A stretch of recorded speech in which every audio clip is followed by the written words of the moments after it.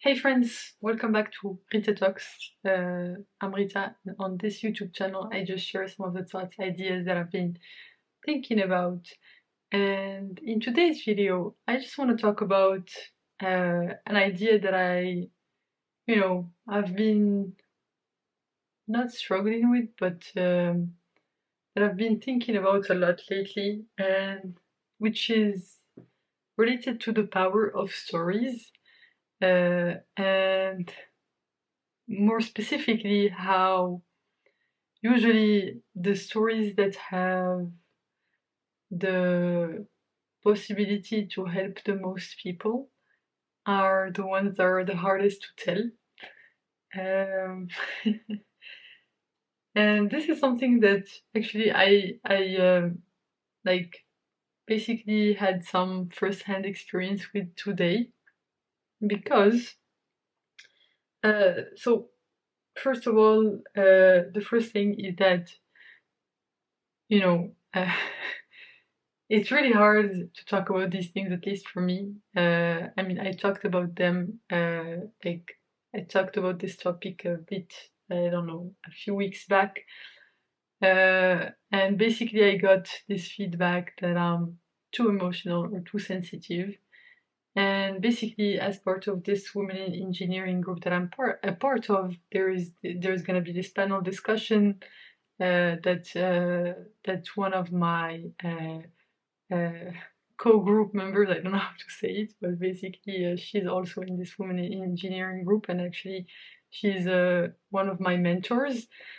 She's gonna be present on that panel discussion, and today we had a meeting about basically trying to come up with a catchphrase, because I guess the the point of this panel discussion is to break the biases that people have around different groups, so uh, different affinity groups within the company. And given that I'm a part of the women in engineering group, we were trying to come up with uh, a catchphrase that represents our women in engineering group.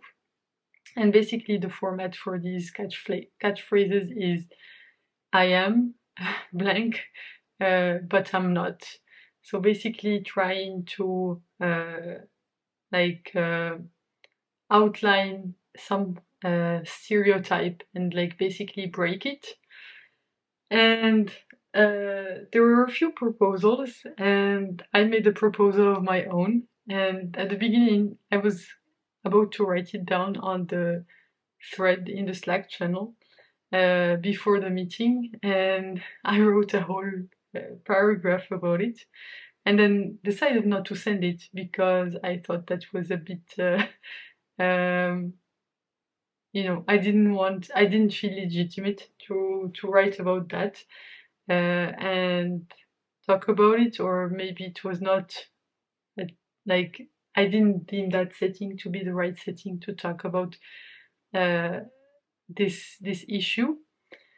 And basically, in the meeting, I brought it up. Basically, I made the proposal for my catchphrase without going into the details as much as I was going into in that paragraph that I wrote. I actually just copied it and put it in my notes. I mean, because I took the time to write it, so I just wanted to keep it for myself.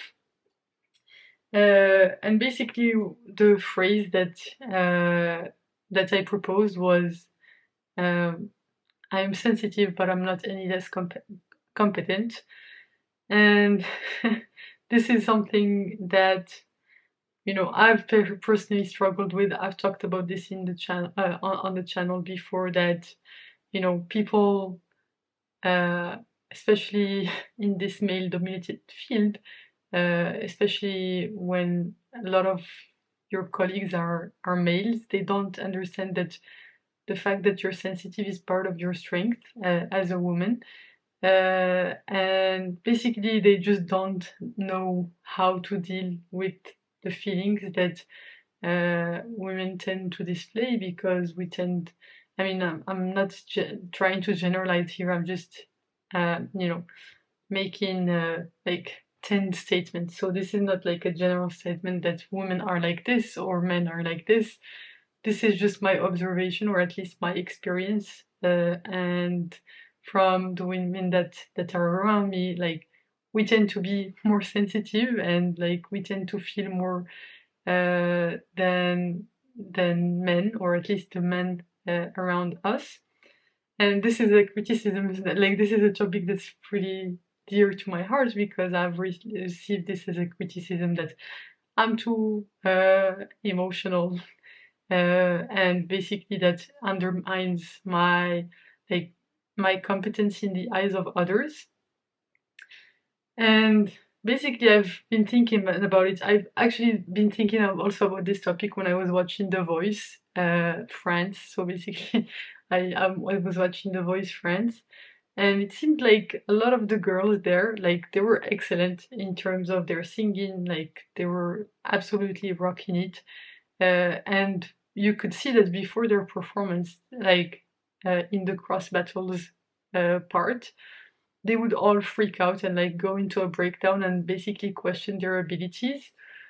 And they would be emotional and sensitive, but basically they would go on stage and absolutely kill the performance, you know. And basically, because I feel like women are not like are taught to doubt themselves, and basically not there to believe in themselves, because that would be seen badly if they were confident from the start. And so, I mean, that's at least a learned behavior that I learned just unconsciously growing up, that I'm trying to deconstruct, like trying to be confident without being scared, or without pretending that I am bad when I know that I'm gonna be pretty good at something. Uh, but yeah, basically this idea that women tend to be more sensitive, and basically doubt themselves more, because that's just how we were uh, taught that was the right way to be in this world. Or at least that's my experience, and the experience of a few women that I know around me. So I don't mean to speak for all women, obviously. Um, and basically, like I, I was hesitating on speaking up about this and basically sharing this experience, because I, I I was feeling that like it was going to reinforce this stereotype, and basically by noticing this, I was gonna be even more like it was gonna be even more proof that I'm sensitive, and that it's a bad thing, and that I need to be less sensitive, you know, because it's always a criticism that I get as a woman, that you're too sensitive. Uh, for us, but I guess that's just from a male perspective, because they don't tend to display emotions, and maybe that's like just a natural inclination. But that's okay, because for an organization to work well, it needs both. It needs basically neuro diversity. So not neurodiversity, I don't remember what was the term, but basically diversity of perspectives. And uh, if we only optimize for not being sensitive, is like it's like only optimizing for getting men in, and only men would get in to these roles and positions. And so that's why gender diversity is super important. It's like one of the fastest ways to gain diversity in. I mean, I'm going a bit all over the place, but I'm just trying to piece my thoughts together here. But anyway, the point that I was trying to make is that my story, I didn't feel legitimate to tell it, and I was feeling insecure about it, and was like basically decided not to tell it on the Slack channel. And then in the meeting, I was like, okay, I think maybe I can share it.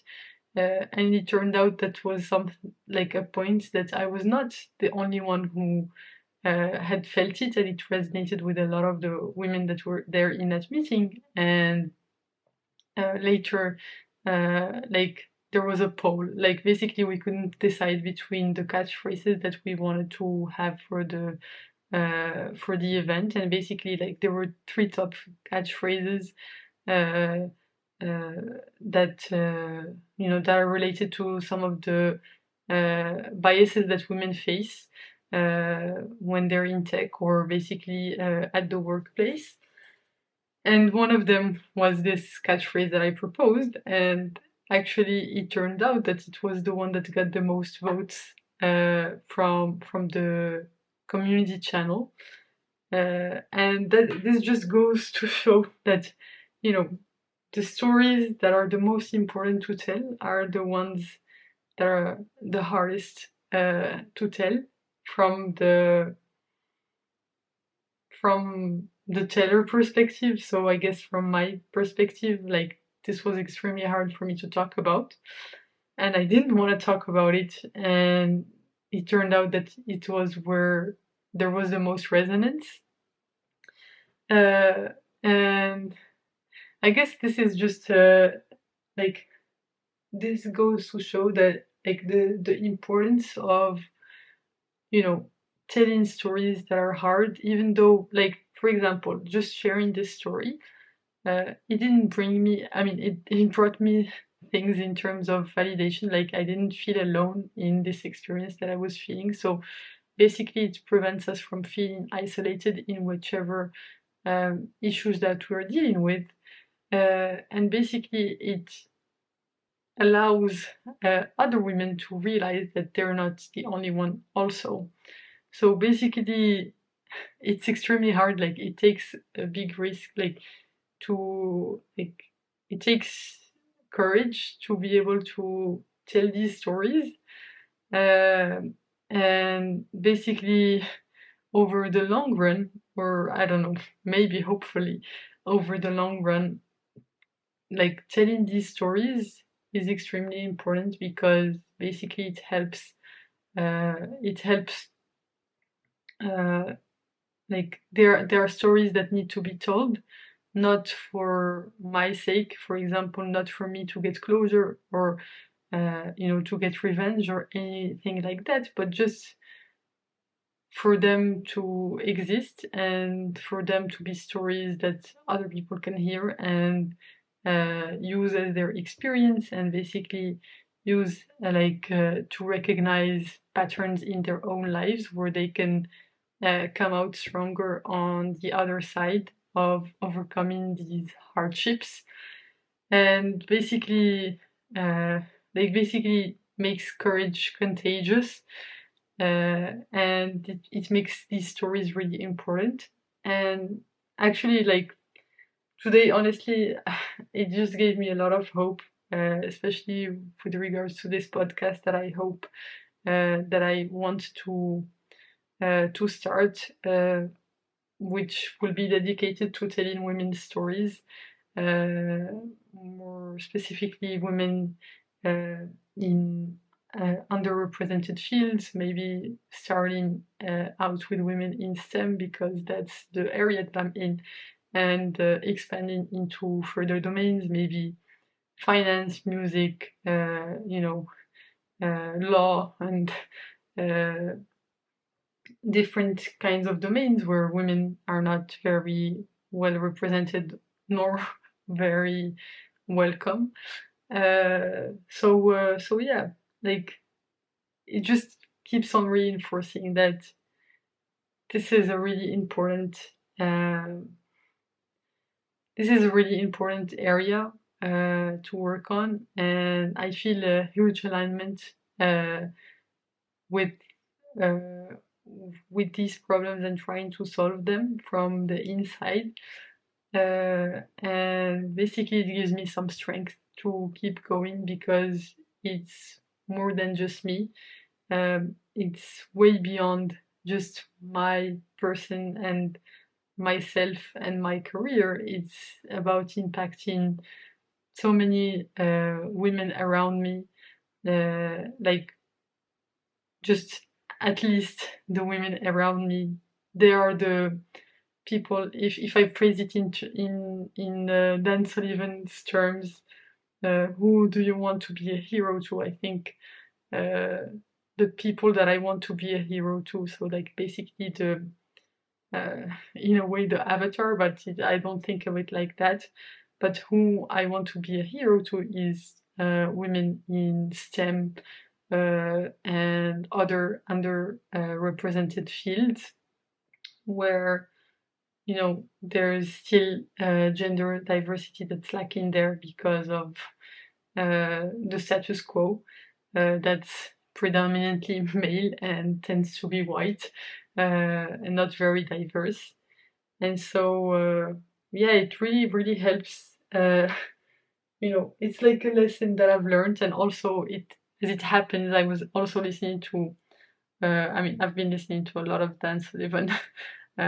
So basically, this Dan Sullivan podcast episode on this free zone frontier, and he was also talking about this idea of stories. Yeah, exactly. He was talking about uh, having visited this old man. I think he was in his 90s in Israel, and basically this old man had survived the Holocaust, so he was 13 when it happened, and when his family was killed in front of him, and then he was taken to concentration camp which he survived. I think he stayed in the concentration camp for 4 years. And basically, the story is that he didn't choose to tell this story to anyone. And basically, he was talking with his, I guess, therapist about it. And basically, his therapist or like psychologist, I don't remember, like, I don't remember what was the term, encouraged him to tell this story more widely. And basically, the takeaway from this is that he was not sharing the story for himself, like, he was not sharing it to get a revenge from the Germans or try to one up them or something like that. He was just telling it because it's a story that needed to be heard. And I guess that's what I'm trying to uh, be more courageous about. Like, just tell stories that happened to me, not because I want to uh, take revenge or like show people that, oh my god, you were wrong not to believe in me or anything like that, but mostly because I believe that these are stories that need to be heard. And I really want this podcast to be a place uh, for these women to just uh, tell us stories of their lives, and just like I want this like podcast to be a place where we hear stories that need to be heard from everyday women that are in these fields that uh, you know have very busy schedules, but we don't hear very often from. And I just want to have a platform for them to share their stories and hopefully inspire other young women uh, or kids growing up, and basically show them like all of like that they're not alone in the struggles that they're facing. And I feel like we truly are stronger together uh, when we have this community of women who support each other, and basically where it's a safe space to talk about the issues that you've been facing. You realize that you're not alone in whatever it is that you're facing, um, and that you're not crazy to like when you're facing a difficult situation. You can know that you have a few models of how to deal with those difficult situations, or first of all recognize them, because a lot of the time we don't even recognize that we're in a bad situation, mostly because there's a lot of gaslighting going on, a lot of power hustling, where people try to make us believe things that serve their interests and not the actual truth. And yeah, I just find this topic very, very interesting. And it really does hit close to home for me. And I've been reflecting on it today.